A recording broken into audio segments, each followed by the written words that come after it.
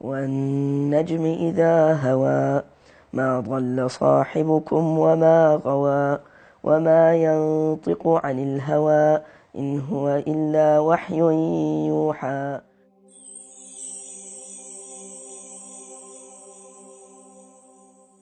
Assalamu alaikum wa rahmatullahi wa barakatuh. My name is Yusuf and I'm 13 years old.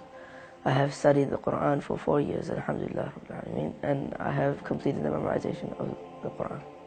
I first started memorizing and trying to learn the Quran when I was 7 years old. I had no idea how to read or how to even alif ba ta tha. I didn't know anything, and that's when I first met Shaykh al-Karim.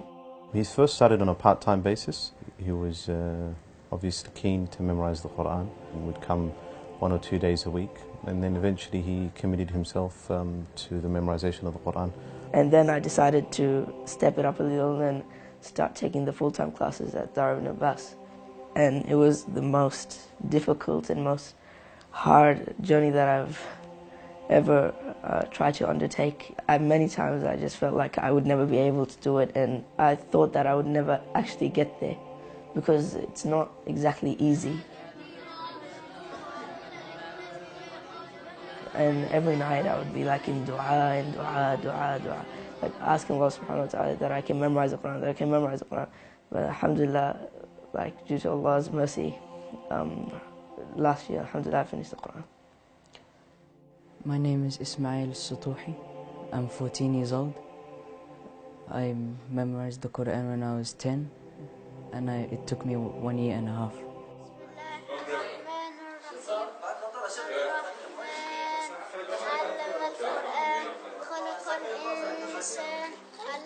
When I first began, I used to not know how to read, and my dad used to read on me, and I used to follow him. We started with Ismail actually when he was 3 years old. Of course, that was Qul Huwa Allahu Ahad, Qul A'udhu Rabbil Falaq, and Al-Fatiha. This first started, and then we moved to phase 2, where we actually start sitting with him and having a program, and that started when he was 5 years old. And then what was really made a big difference was the start of the Dar al-Quran. When I started there, I used to do 1 page every day, and I used to be constant. After that, I increased to 1.5. By the end, I used to memorize 6 pages a day, like toward the end. The students that attend Dar al-Quran, they're all very, very hard workers, alhamdulillah, and they attend 5 days a week from 7 a.m. to 3 p.m. And the program itself is very intense, so they're making a lot of sacrifices and that. They say the time is the top of your wealth, so I have to make most use of it. And doing it in Quran, so spent my time on a beneficial thing. I still have friends that I joke with them the right way. Assalamu alaikum wa rahmatullah. My name is Zakaria al-Baba. I'm 15 years old. I've been studying the Quran ever since I was 11, and inshallah very soon I'll be finished. How long have you been coming to the Quran school, Zakaria? The start of this year. How much have you memorized? 7 juz. 7 juz, mashallah. When a person memorizes the Quran, ultimately the first one to benefit from that effort that he puts in is the individual themselves. But also his parents. The Prophet ﷺ told us in a hadith clearly that the parents of the person who memorizes the Quran will receive a crown on the Day of Judgment, the brightness of which is stronger than the brightness of the sun. So just thinking how my parents will be rewarded, I'll be thinking like, wow, how would I be rewarded? I wanted to be from the special people of Allah. So when He calls my name, one of His doors come and I read the Quran to him. But it doesn't end there, because the Prophet ﷺ also said that the best of you are those who memorize the Quran and then go on to teach the Quran. And what do you want to do when you grow up, Yusuf? Become a sheikh. You want to become a sheikh, so you're going to memorize all those books behind you?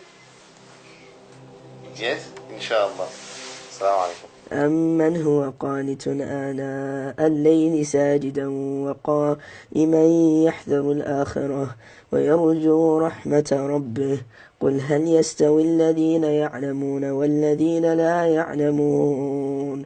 The biggest responsibility is not really to memorize the Quran, it's more to act upon it.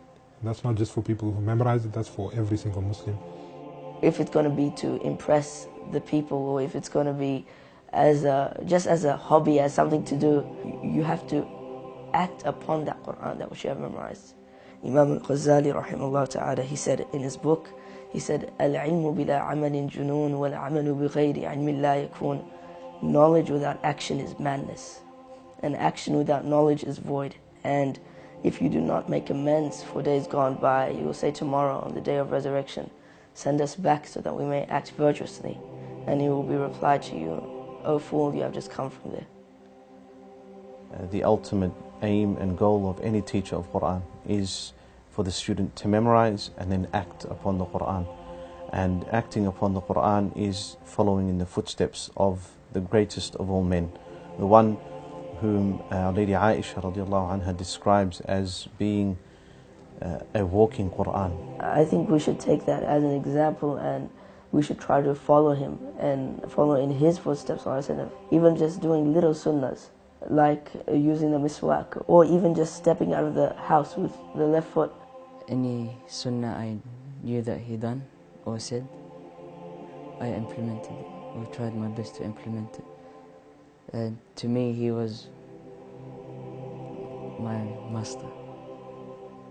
The Quran is one of the great sunnahs of the Prophet Muhammad sallallahu alaihi wasallam. Many Sahaba have memorized the Quran, many of the ulama, and they say the first step to knowledge is the memorization of the Quran, and it's a big ni'mah, it's a big blessing, it's a great gift from Allah, and it's one of the miracles of this ummah. In relation to the memorization of the Quran, it is truly a miracle. In a number of verses of the Quran, Allah subhanahu wa ta'ala tells us in Surah Al-Qamar, وَلَقَدْ يَسَّرْنَا الْقُرْآنَ لِلذِّكْرِ فَهَلْ مِن مُدَّكِرٍ, that we have made the memorization of the Quran easy, so is there a person who is there to memorize it? I remember one student was saying to me, after he'd finished memorizing the Quran, he was like lost for words. He didn't know what to say, he didn't know what to do. I think I must have been really exhilarated, because I realized that everything that I'd, from Allah subhanahu wa ta'ala, I'd worked so hard for over like the period of 6 years, 7 years, that was all actually, it was going to happen from the will of Allah, and that it was going to become a reality. It was something that I don't think I can describe accurately. It was just, amazing. So I'm really thankful for a chance I've been given. Quran is, in reality, it's everything. The existence of the Quran being alive in a community or in a society is in the same way the soul and the spirit of that community and the soul and the spirit of that society. And the more people we have in the society that are connected to the Book of Allah, the more alive that society becomes, so that the whole town would be like a beehive with the sound of the Quran. And that's the same sound that you hear when you come to a Quran school.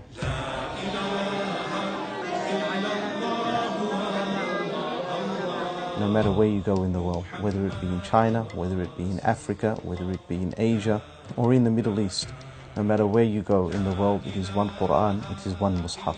And the students in Australia who memorize the Quran, it is them continuing on with this great, rich and deep tradition of the Muslim Ummah.